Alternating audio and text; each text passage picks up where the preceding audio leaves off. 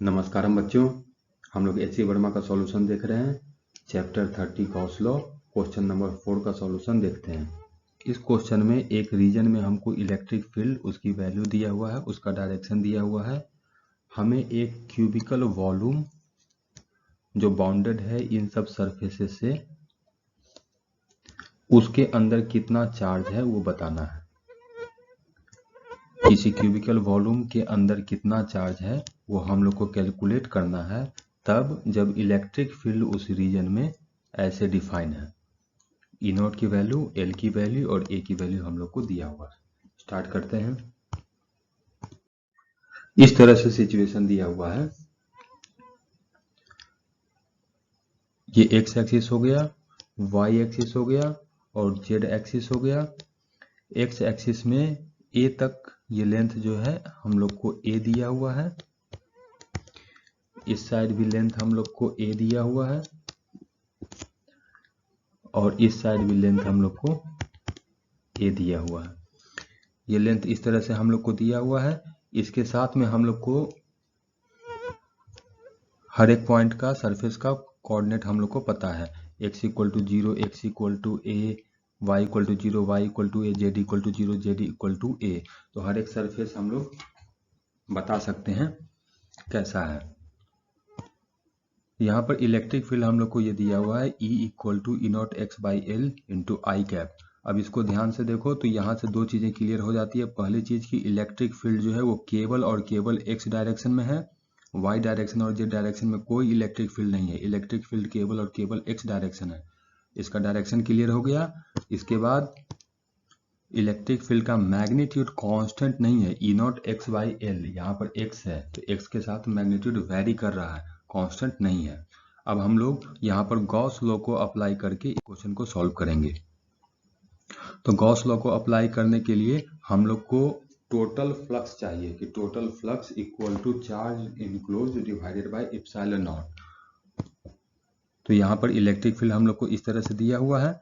मान लेते हैं सबसे पहले सरफेस CDEF, इस पे हम टोटल फ्लक्स कैलकुलेट करना चाह रहे हैं कि CDEF सरफेस से कितना फ्लक्स होगा। तो यहाँ पर देखो एरिया का डायरेक्शन इधर अपवर्ड होगा और इलेक्ट्रिक फील्ड आई कैप के डायरेक्शन में है, तो दोनों के बीच 90 डिग्री का एंगल होगा। इसका मतलब सरफेस CDEF से फ्लक्स हम लोग को 0 आएगा। इसी तरह से सरफेस ADEH, इसका भी एरिया देखेंगे तो इसके एरिया का डायरेक्शन जेड एक्सिस के अपोजिट डायरेक्शन में होगा, माइनस जेड डायरेक्शन में होगा। लेकिन फील्ड का डायरेक्शन एक्स डायरेक्शन में है, तो दोनों एक दूसरे के परपेंडिकुलर है, तो यहाँ पर भी फ्लक्स का वैल्यू 0 आएगा। इसी तरह से हम लोग कह सकते हैं जैसे DEFC ऊपर वाले सरफेस के पे 0 हुआ, उसके बाद DEHA सरफेस पे 0 हो गया। इसी तरह से BCFG इस सरफेस पे भी 0 हो जाएगा और ABGH सरफेस पे भी 0 हो जाएगा।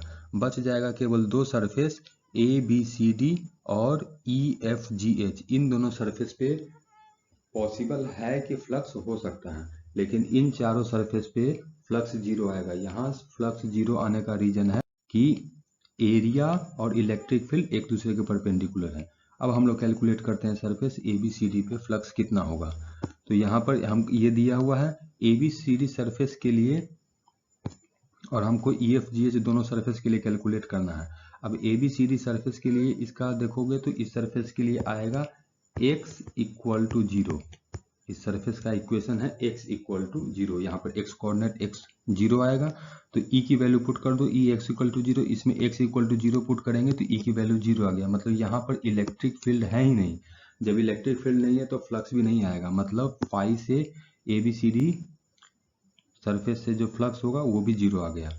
इसी तरह से सरफेस EFGH से देखते हैं।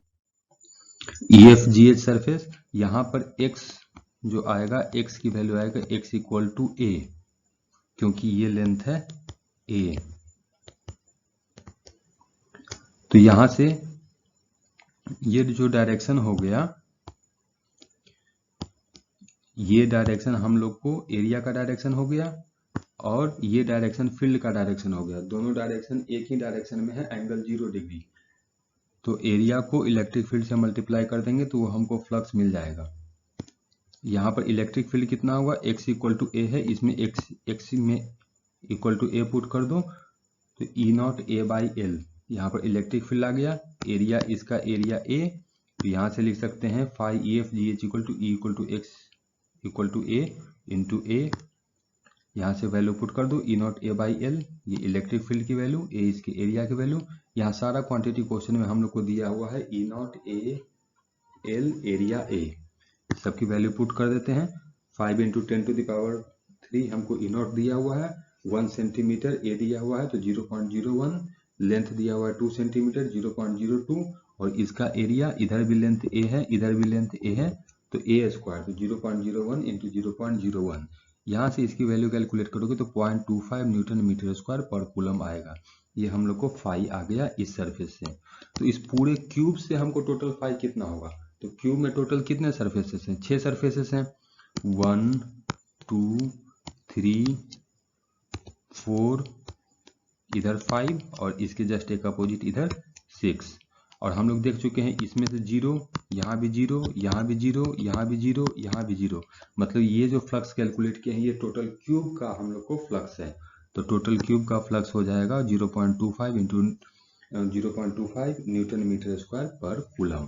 अब गॉस लॉ हम लोग अप्लाई करते हैं। गॉस लॉ क्या कहता है, गॉस लॉ कहता है कि किसी भी क्लोज्ड सरफेस, तो क्या क्यूब क्लोज सरफेस है, हाँ क्यूब क्लोज्ड सरफेस है, किसी भी क्लोज्ड सरफेस से टोटल फ्लक्स जो होगा, टोटल फ्लक्स होगा वो उस क्लोज सरफेस के अंदर जितना चार्ज होगा वो डिवाइडेड बाय इप्सिलॉन नॉट। तो टोटल फ्लक्स थ्रू क्यूब हम लोग कैलकुलेट कर चुके हैं 0.25, और इप्सिलॉन नॉट से इसको मल्टीप्लाई कर देंगे तो चार्ज इनसाइड आ जाएगा। इप्सिलॉन नॉट यूनिवर्सल कांस्टेंट है, इसकी वैल्यू किताब में देख लो, याद तो होगा नहीं, किताब में देख लो, पुट कर दो इसको तो 2.2 इंटू 10⁻⁻12 कूलम, ये आंसर हो जाएगा। ये क्या है, ये क्यूब के अंदर इतना चार्ज है। Thank you.